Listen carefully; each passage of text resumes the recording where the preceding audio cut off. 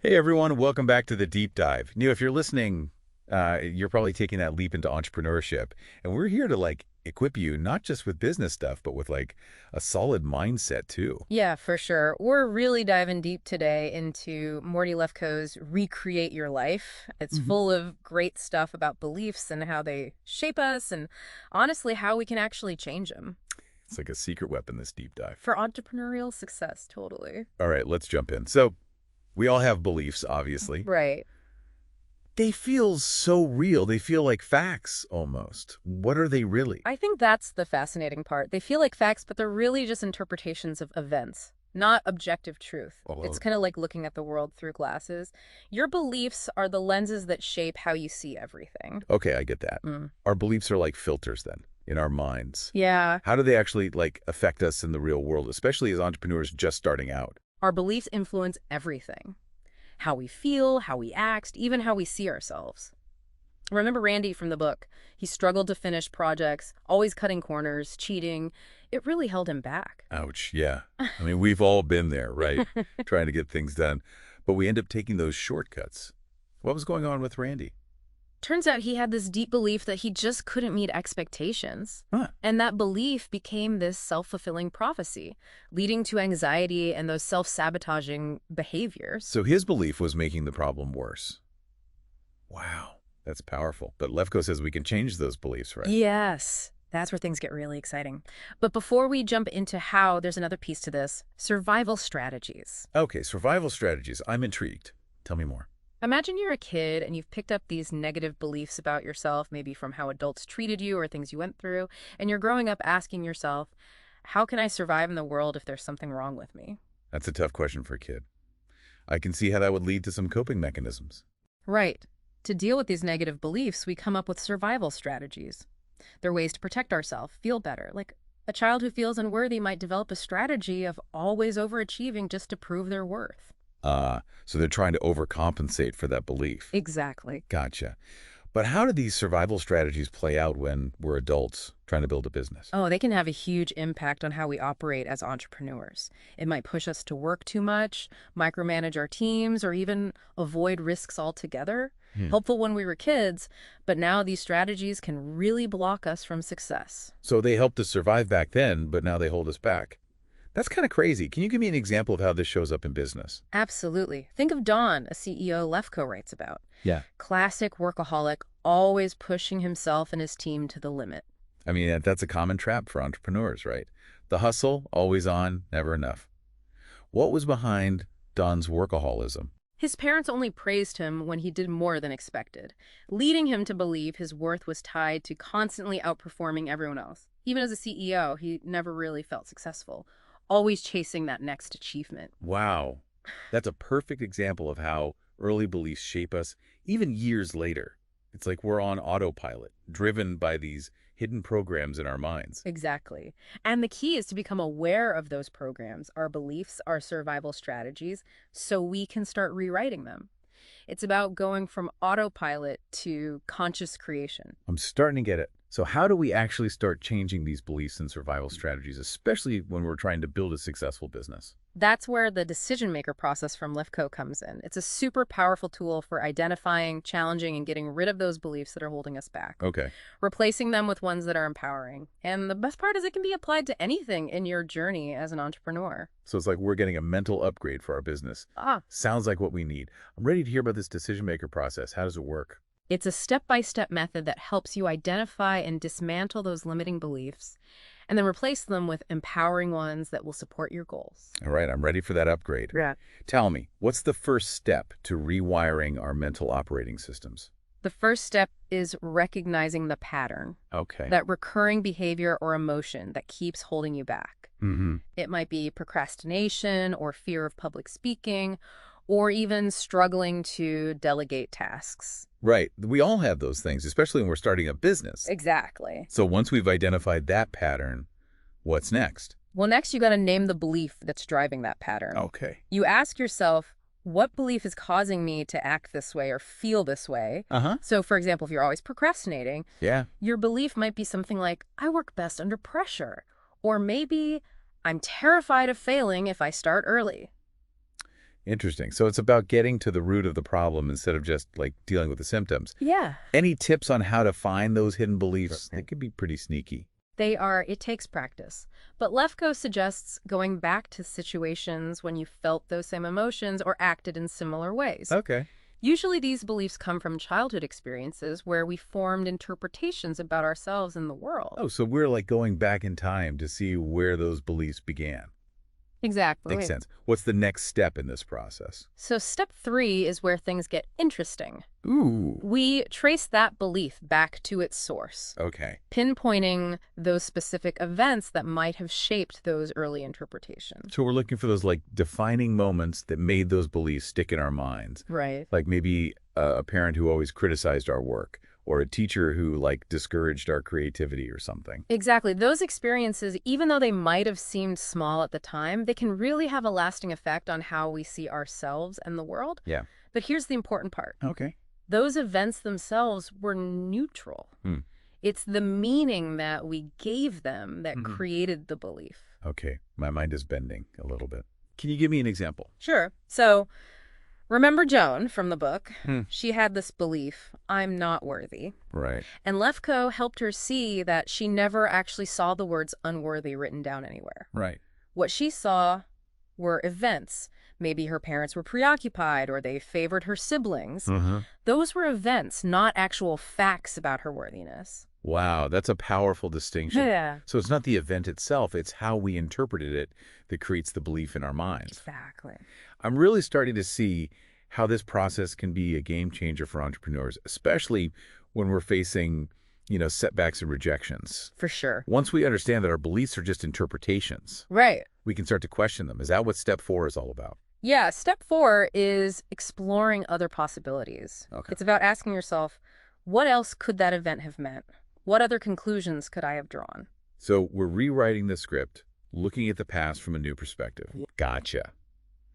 Any tips on how to come up with these alternative interpretations? Sure, think about it this way. Okay. If you saw that same event happening to a friend, Yeah.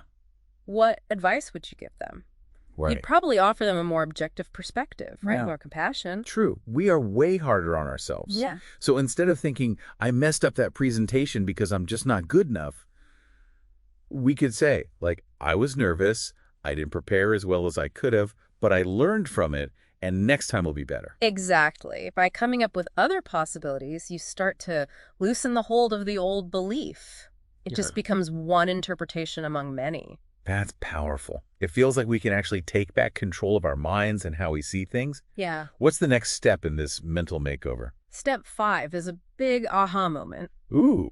It's realizing that you never actually saw the belief out in the world. Oh, okay. It wasn't something you could see and touch. It was an interpretation that you made inside. Hold on. Walk me through this. How can a belief not be real if it feels so real? Well, think about a belief like, I'm not creative. Yeah. Did you ever see those words, not creative, like floating around you? No. Or did you just see events? Maybe you had a tough time in art class or someone said your ideas weren't good. Right. Those are just experiences. Exactly. Not proof that I'm not creative. The belief is just an interpretation you made based on those events, not the actual truth about your abilities. Wow, this is mind-blowing. It's like we've been living in this mental prison that we built ourselves. Yeah. So if we never actually saw the belief, Right? where did it come from? It came from inside. You created it. And that takes us to step 6, getting rid of that old belief. Okay. Once you see that it wasn't actually the truth, just one way to see things among many others, it loses its power over you. So it's like we're finally seeing the belief for what it really is, just a story we've been telling ourselves. Yeah. And once we see that, we can choose to let go of that story. Exactly. And that's when things really start to change. Ooh, exciting. It's not just about getting rid of the old, but about building something new and better in its place. I like that. And that brings us to the final step. Okay. What is it? I'm ready for the grand finale. Yeah. What's the final step in this whole process of changing our beliefs? It's creating yourself as the creator. Yeah. This is where you start seeing things in a new way, recognizing that you have the power to shape your reality with your beliefs and your choices. That's powerful. I really like this idea of like creating ourselves as the creators. Yeah. It's like we're not just along for the ride in this entrepreneurial journey. We're the ones driving. Exactly. And the decision maker process gives you the tools to grab the wheel and steer yourself in the direction you want to go. I'm excited about this, but I know our listener probably wants to see how all this actually works in the real world. Of course. Can you give us like a concrete example of how this process plays out in an actual business situation? Absolutely. Let's say you're facing a really tough decision, like launching a new product or going into a new market. Okay. You're feeling overwhelmed, unsure, and then those doubts start creeping in. Oh, yeah. What's happening there? Well, those familiar fears and limiting beliefs are starting to pop up. Yeah. The ones that say, what if this fails? Or what if I'm not good enough? Or what if I make a mistake? Right. Those are the beliefs we need to really look at. For sure. So let's try using the decision maker process. Sure. First, what's the pattern here that you don't want? It's that feeling of being stuck, the inability to move forward because you're just caught in this loop of fear and doubt. Mm-hmm. It's like our minds create all these worst case scenarios. Yeah. And we get so focused on those that we can't even see the possibilities. Right. You're letting fear drive instead of taking the wheel yourself. Yeah. Now, what belief might be behind this pattern? I think it could be like, I'm not ready, or I'm afraid of making the wrong choice. Okay. And I think those often come from past experiences, like times we failed or were criticized for taking a risk. You got it. Now let's use the next step in the process Okay. and trace these beliefs back to where they started. Okay. Think about a time when you felt this same fear or inadequacy.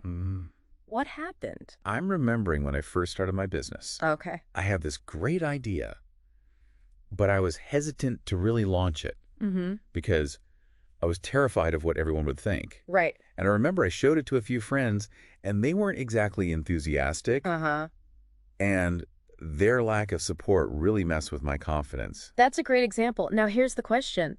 Did you actually see the words, "you're not ready," or "this is a bad idea" written down anywhere? No. Or did you just see your friends being unenthusiastic? Yeah, it was just their reaction, their opinion. Right. But I took it as a sign that my idea was no good. Yeah. And that I wasn't cut out for this. And that's how the belief starts to grow. Yeah. But remember, their reaction was just an event, not a reflection of your ability or the potential of your idea. Wow, this is really eye-opening. Right. It's like I'm seeing those past events in a totally new way. Right. So what's next? Now comes the exciting part, exploring other ways to see things. Okay. What else could your friend's reaction have meant? Well, maybe they just weren't the right audience for my product, Right. so they couldn't really connect with it. Yeah. Or maybe they were just having a rough day Mm-hmm. and couldn't give me their full attention. Right. Or maybe they were actually scared for me, Mm-hmm. and their caution came from a place of caring, not negativity. Exactly. There are always so many possibilities. Yeah. And when you come up with these other interpretations, you're loosening the hold of that old belief. It's not the only explanation anymore, just one option among many. It's awesome. Yeah. It feels like I'm finally breaking free from those old thoughts that have been holding me back. That's the power of this process. Yeah. It's not about erasing your past Right. or pretending those things didn't happen. It's about reframing them, choosing a better story that supports your goals. I love that it's like we're rewriting our life stories. Yeah. And we get to pick the ending. Exactly. But what about those beliefs that are really deep-rooted, that have been there forever? Yeah, those seem so much harder to change. They can be, but the process is still the same. Okay. It might take more time and work, Mm-hmm. but it's definitely possible. Okay, good. Think about Diane, who struggled with bulimia for years. Yeah. She had these deep beliefs about not being good enough or lovable. Right. And they came from her childhood experiences. That's heartbreaking. I mean, those kinds of beliefs can really impact people's lives. For sure. So how did she change them? Yeah, how does she do it? She used the decision-maker process to identify those beliefs, Okay. trace them back to their source, Right. and explored other ways of seeing things. Mm-hmm. She realized that her parents' behavior, although it was hurtful, Yeah. was really about their own issues, not about her worth as a person. Mhm. So she was able to separate her self-worth from what her parents did. Exactly. And as she kept working on those beliefs, she healed her relationship with herself Wow. and created a healthier, happier life. That's amazing. It's a great example of how we can use this process in any part of our lives, Right? even with those ingrained patterns that feel impossible to shift. This is so inspiring. It shows that we're not just stuck with our past or our circumstances. Right. We have the power to choose our beliefs and create the life we want. Exactly. Remember that idea of being the decision maker. That's where true freedom is. It's about recognizing that you're not defined by what happened to you before, Right. but by the choices you make right now in this moment. This deep dive has been so helpful. Hmm. What's one thing you really want our listener to take away from our conversation today? I want them to remember this. You are in control of your own reality.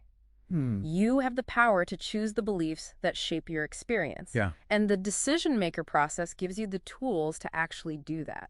I like that. So instead of feeling stuck in the past Right. or overwhelmed by our situation, Mm-hmm. we can step up and start creating the business and life we really want. Exactly. And don't be scared to experiment, to challenge those old beliefs, Yeah. and really embrace that power to consciously create. This has been an incredible journey. What stood out to you the most from exploring Lefkoe's work? I think what's fascinating is how this process gives us the power to take charge of our lives. Yeah. We often feel like victims of our circumstances, Right. but Lefkoe shows us that we're actually creating our own reality. By understanding and changing our beliefs, we open up a whole world of possibilities, not just in business, but in every part of our lives. It's about going from feeling stuck to feeling empowered, from reacting to things to actually taking action. Couldn't have said it better myself. So now it's time for our listener to take these ideas and make them real. Right. Think about a challenge you faced in your business lately. Mm. What beliefs might have held you back? Yeah. Could you use the decision maker process to see things in a new way? I think so. We really encourage you to dive into Lefkoe's work and experiment with these amazing tools. Yeah, for sure. You might be shocked at what you're capable of creating when you let go of those limiting beliefs. Thanks for joining us on the Deep Dive Dive.